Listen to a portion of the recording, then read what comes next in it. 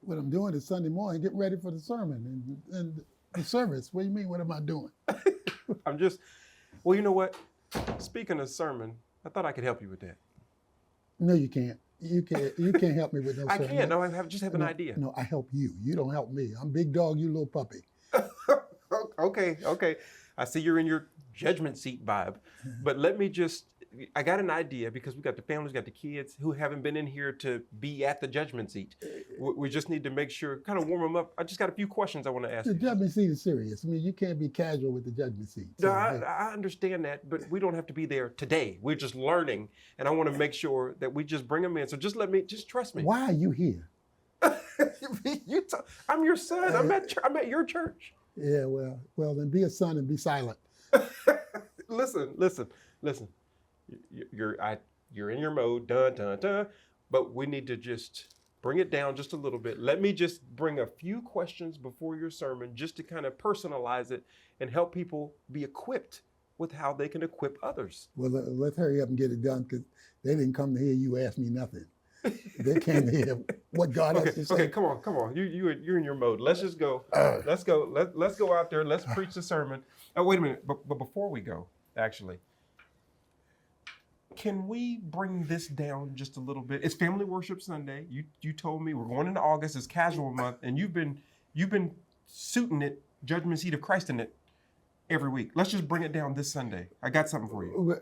I think I'm okay like I am. I know you do, but let me just trust me. I mean, I just want to give you a little drip.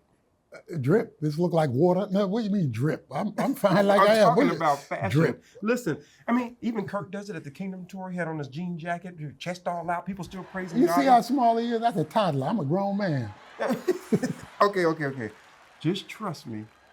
Let me just bring it down a little bit. It's Family Worship Sunday. We're going into casual month, and let's just bring it down. Can we do that? I got something for you. All right. Okay, let's go. It's in there.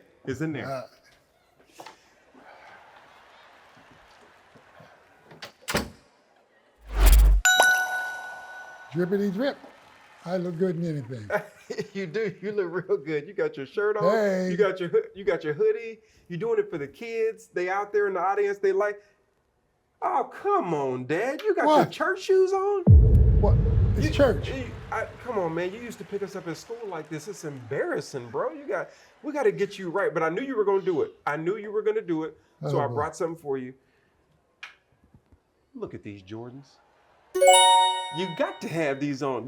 We'll finish it out for today. Remember, Family Worship Sunday, you're doing it for the kids. You all right? Let's do it. Let's put these on, and I got you. Just trust me.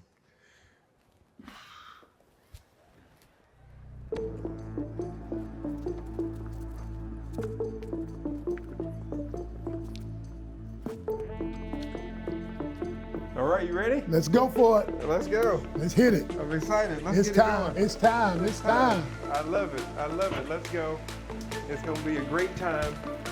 We get it. Yep, it's Sunday. It's time.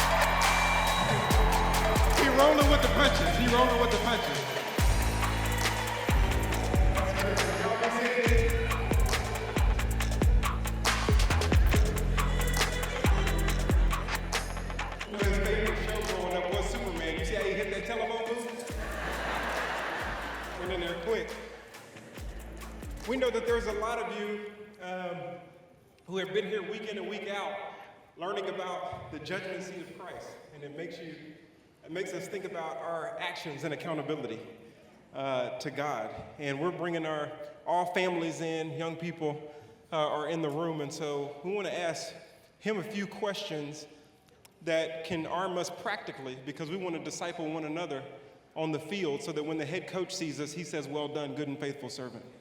And so before he goes into his sermon, I want to ask you, first of all, when did you know that you were destined to follow Christ? And what are some practical things your parents did to cultivate you as a child? Well, when my father got saved, he was 30 years old. He led my mother to Christ. He gathered the 4 children around the kitchen table, shared the gospel with us, and the 4 of us accepted Christ. So I was about 11 then.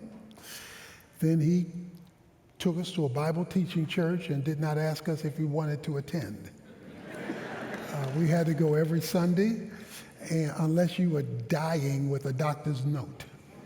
And so I was raised from 11 on. I was raised in a very strong, Christocentric, theocentric, bibliocentric, God-centered environment with my parents and with the influences that they gave me. At 18 is when I felt the call to ministry. So it was their atmosphere that they created all the time, that you kept running into God no matter where you went. If it was Friday night and I was going out somewhere, even though I was a little older then, he would say, remember Jesus is with you, don't embarrass him. Judgment seat. Listen, but the thing is, I think a lot of people think, well, that's Tony Evans, that's Arthur Evans, Evelyn. I mean, that's the Evans household, but a lot of people need to know that that was a new Christian household. They had just become Christians. At what age had they become Christians? At 30. 30 years At 30, they had become Christians. And so just talking about how people who are new at this, you don't have to be a preacher in ministry. You just take your salvation seriously. Right. It's supposed to be a way of life, and it's supposed to start with the family. The family is supposed to be the foundational place where Christian values are seen and where they are transferred. What biggest struggles did you have in life, and how did you overcome it? Well, as a child, I had a major speech impediment. I had to get speech therapy. So who would have known that talking would be my life later on? But I couldn't string a sentence together, and I went through speech therapy, and that process helped. When I was in seminary, I thought we were going to have to drop out a number of times because we couldn't afford it, and God would come through at the last minute. It was during those times where I saw some of God's suddenlies, and so even when the church ran into problems at times, and we didn't even know where we were going to worship at one time, and God suddenly came through. So I learned suddenly through those last minute moments. Of course, the biggest challenge was the 8 losses that we had as a family in 2 years. And that last month when my father died in November, your mother, my wife, died in December, and I was toggling back and forth to fly back to Baltimore to look after my father, to fly here to look after your mother. That was probably the most difficult time I've ever faced, but God had given me history with him for that time. That's great. I think it's important that we just equip for a moment. We're talking about, making the best choices. And that's what you're going to be talking about. And how do what are some strategies that we can equip families with, or people without immediate family, but everybody has family, co-workers, friends, for discipling people to take this seriously as we take it seriously? Well, starting with the family, obviously, using the mealtime as a time not just to eat, but to reestablish values and to teach, to review with your children what they learned in youth church or children's church, to take clips from what you heard in the main service and use those clips to discuss with your family. Every dinner time should be a discipleship time, and maximize that moment. And then in your sphere of influence, taking natural opportunities for your faith to be reflected in discussions, in interactions, in your decisions. As your faith is reflected, then people can see you take your faith seriously and not just in church.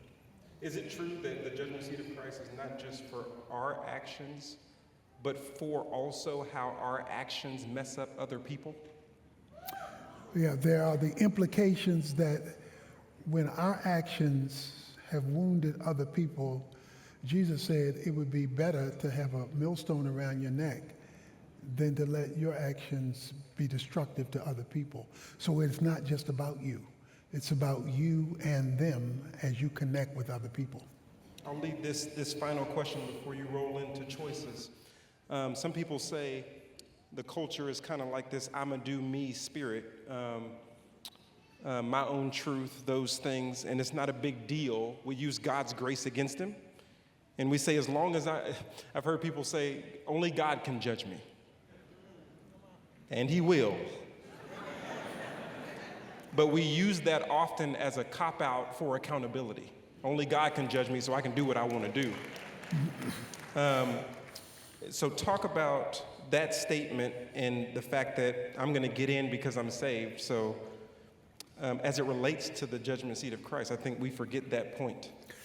Well, Paul says in Romans 11, knowing the kindness and severity of God. We talk about one side of God, but not both sides of God. And God is a savior and a judge. What he wants us to do is for him to judge us now so he doesn't have to judge us later. So that's why accountability is critical now, so that we're able to get things right now, so that the judgment changes when we're with him, because we've made adjustments before we got to him. Y'all give it up for your pastor rolling with the punches as he talks about choices.